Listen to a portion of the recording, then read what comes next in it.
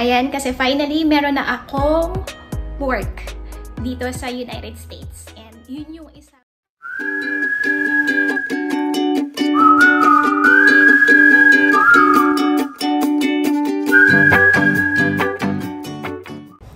Happy Thursday everyone! So today is the 10th of October. And maaga kami nagising ngayon ni Zayda, mga 7 AM. Ewan ko sa inyo kung maaga yun. Pero sa amin kasi maaga yun. Normally kasi 8:30 in the morning kami nagigising. Minsan nga 10:30 na. Depende sa gising ng ating baby Zayda. Meron kasi akong important Zoom meeting today. So mamaya, i-share ko sa inyo kung about saan ang Zoom meeting na yun. Pero makikita nyo naman sa title. Ayan, kasi finally meron na akong work dito sa United States. And yun yung isang blessing na na-receive namin after itong bagong bahay. So ayan, i-share ko sa inyo yan mamaya after ng aking Zoom meeting. Kaya sobrang mabilis ang linis lang din ako ngayon. Tapos binaba ko na yung aking mga labahin doon sa aming laundry area. So ayun, samahan niyo po kami today. And si Zayda, dito ko lang siya iiwanan, manunood lang siya. Doon lang naman ako sa bandang doon, mag-zoom meeting. So kita ko lang din naman siya dito. Lately gumagamit na kami ng heater kasi nga malamig na. Sa inyo bang lugar, gumagamit na ba kayo ng heater? Malamig na ba? Dito kasi sa amin hindi na kaya ang walang heater. Or depende rin siguro sa inyong tolerance sa lamig.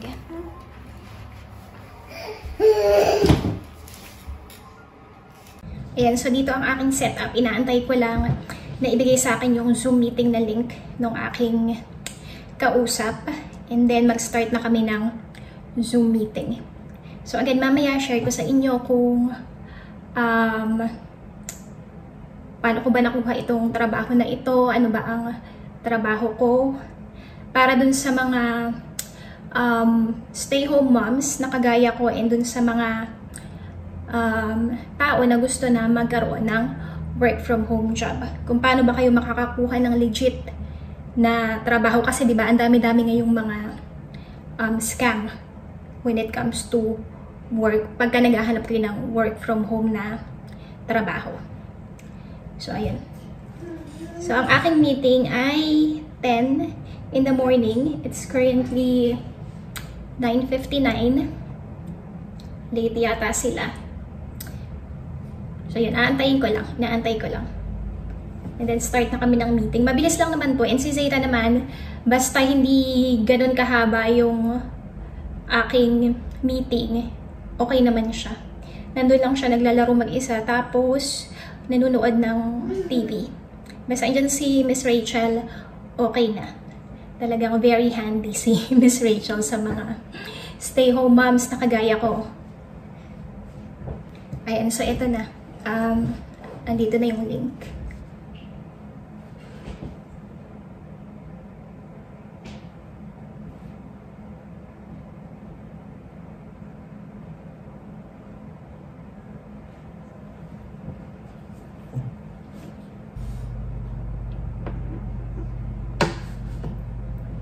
Hi. I'm good. How about you?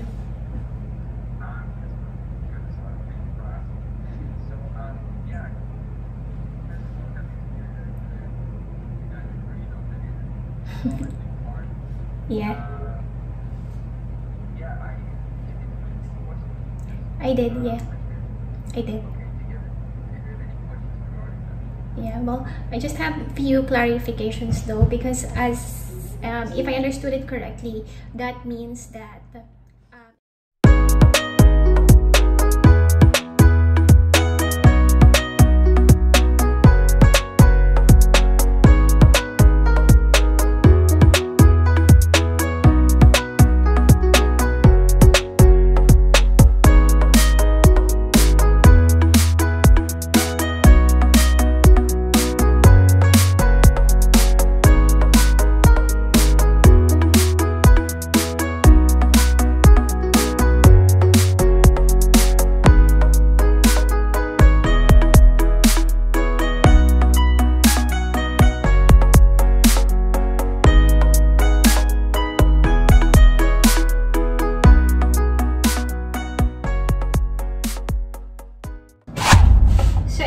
tayo na ang ating isa pang blessing na natanggap.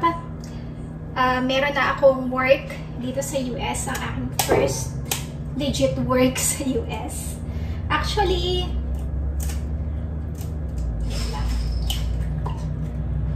pangalawa na to. Kasi pangalawa ko na itong client.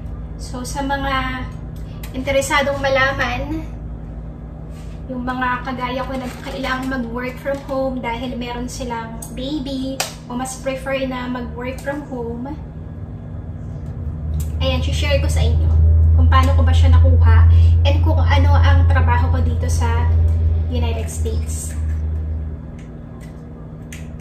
So, ako po ay isang freelancer, meaning para siyang independent contractor. So, it's a 1099 job, hindi siya W2. Which is medyo, ayaw nga ni Mr. ng una kasi daw, pagdating sa tax is, malaki ang babayaran.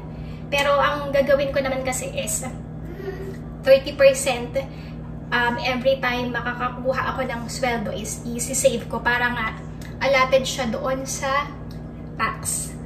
Pero, gumamit kasi ako ng Upwork. So, na-discuss ko na yun before sa aking video na nag-try ako gumamit ng Upwork. Pero, mag-ingat din kayo ha kasi meron ding mga scammers sa Upwork. So, ang suggestion ko sa inyo, whenever na... Wait lang, hugasan ko lang. Whenever na maghahanap kayo ng client sa Upwork, i-check ninyo kung gaano na ba sila katagal doon sa platform, kung how much na yung na-spend nila, and yung mga reviews. And ano na rin, of course, gamitin niyo na yung inyong gut feel, your discretion, para mas, kung ma-identify ninyo kung legit ba yung work or hindi. So, ayun na nga, kasi kailangan ako talaga, ang consideration ko na pag-usapan namin ni Mr. kung gusto ko talagang magtrabaho is hindi mako-compromise yung pag-aalaga ko kay Zaira.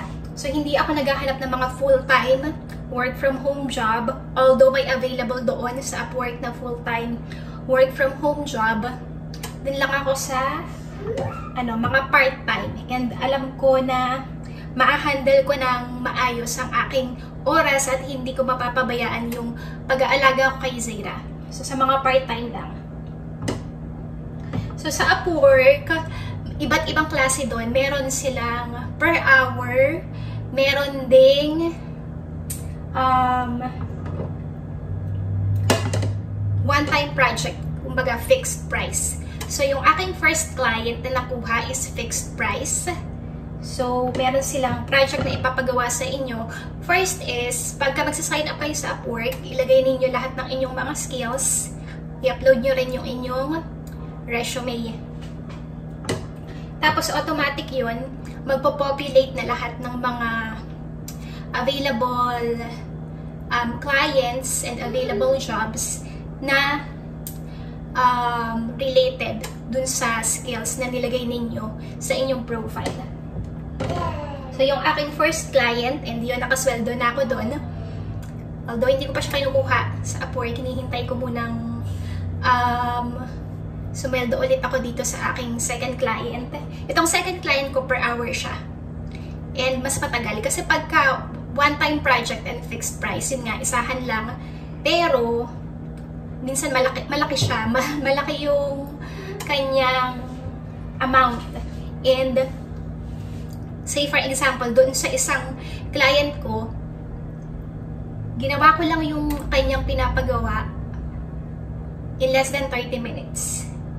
Hindi ko na i-mention kung magkano ang aking, yung amount na binayad sa akin and kung magkano ang per hour ko. Depende kasi sa inyo yan. Pwede kayo mag-set kung magkano ang per hour ninyo tapos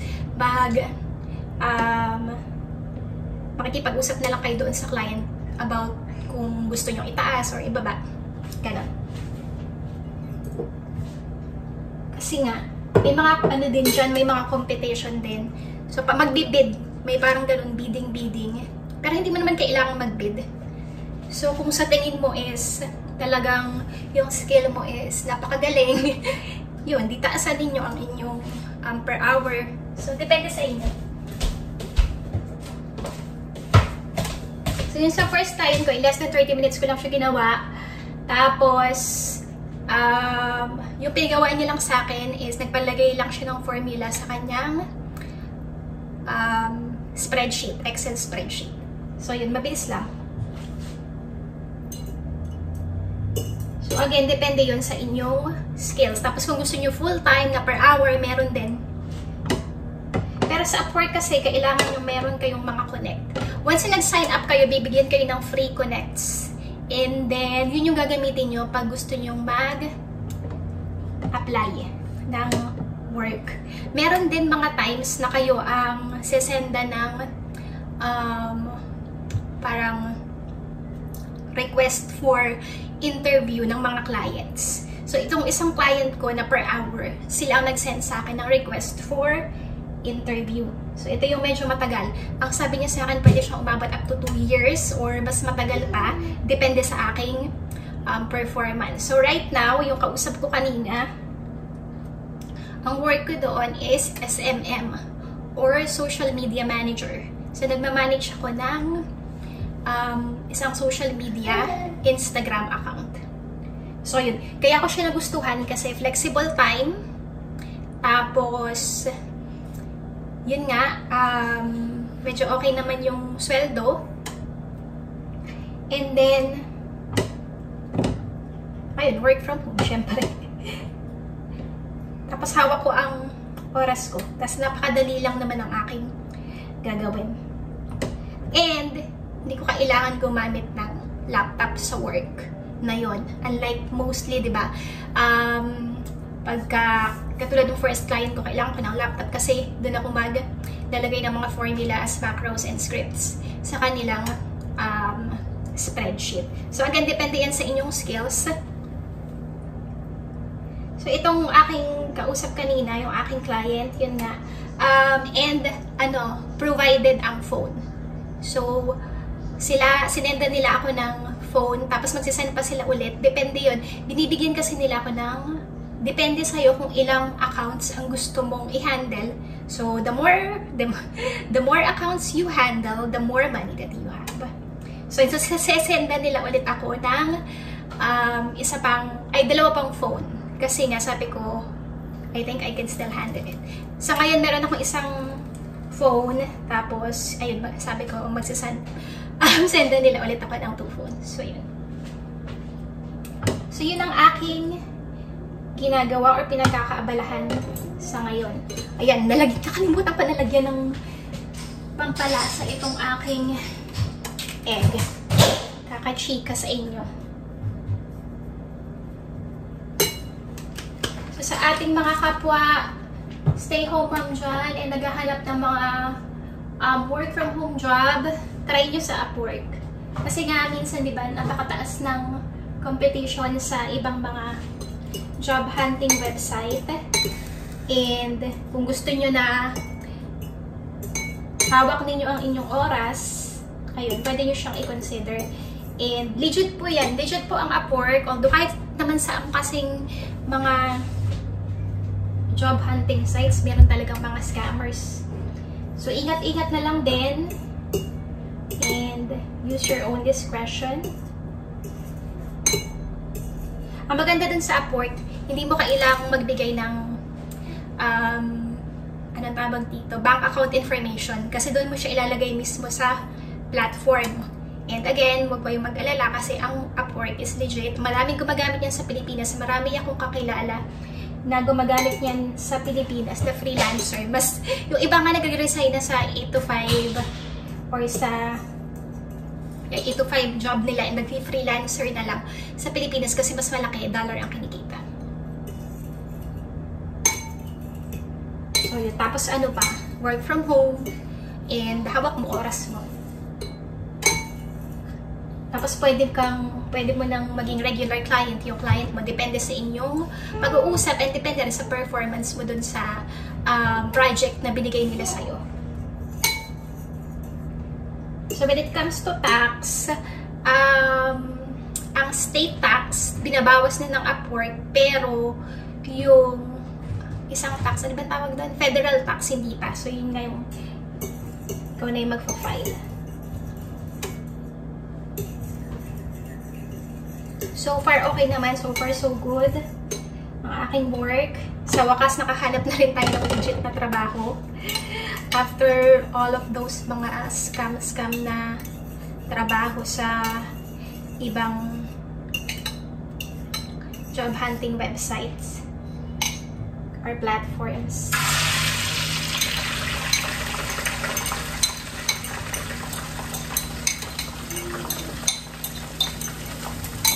And ang kagandahan pa dun, diba, hindi ko napapabayaan si Zaira.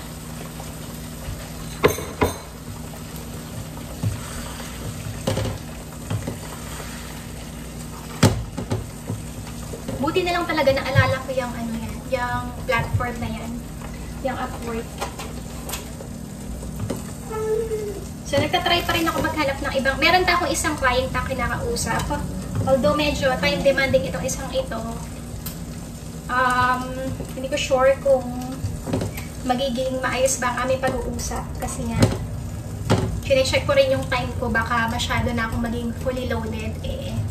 Yun talaga ang aming agreement ni Mr. Kailangan hindi ko mapabayaan si Zaira. So far siguro ito na lang muna yung aking talagang pinofocus yung isang client ko na kausap ko, yung pagiging SMM. Meron kasi nasasayangan ako dun sa ibang mga projects na ang dali-dali lang.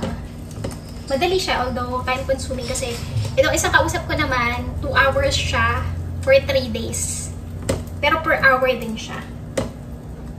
Hindi siya fixed to price.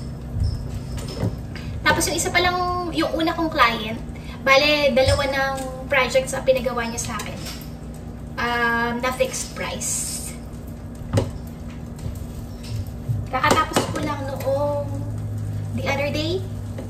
So, ayun. Tapos, na-release na rin niya yung payment. So, nakakatuwa. Ang saya-saya. Although, hindi ako kumikita ng sobrang laki, diba? At least, meron na akong own income. Hindi na kailangang magbigay ni Mr. ng allowance. Meron akong sariling pera. And, ayun, pwede na rin ako makatulong sa mga bills dito. So, ayun, thank you Lord. Thank you po sa mga nagpe-pray para sa aming family at sa sumusuporta sa aming channel. And again, please po, help nyo po na manalo si Baby Zaira sa Baby of the Year. Currently, naging second siya. And patapos na ang top 10. Later, top 5 naman. Sana bumalik talaga siya sa pagiging top 1 para siya yung mapili doon sa kanilang group para mag-proceed pa siya sa quarterfinals. So please po, help niyo po si Baby Zaira. Please vote for her every day. Yung free vote po is malaking tulong na. Diyan po sa may mga viewers natin na may Facebook account. So ito na ating egg. Di ba proud na proud sa itlog?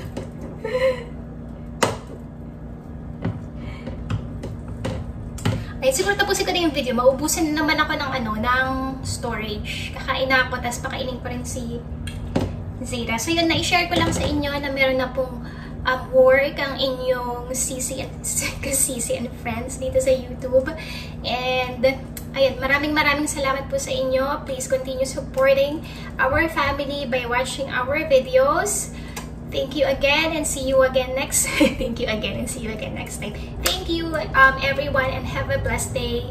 Bye!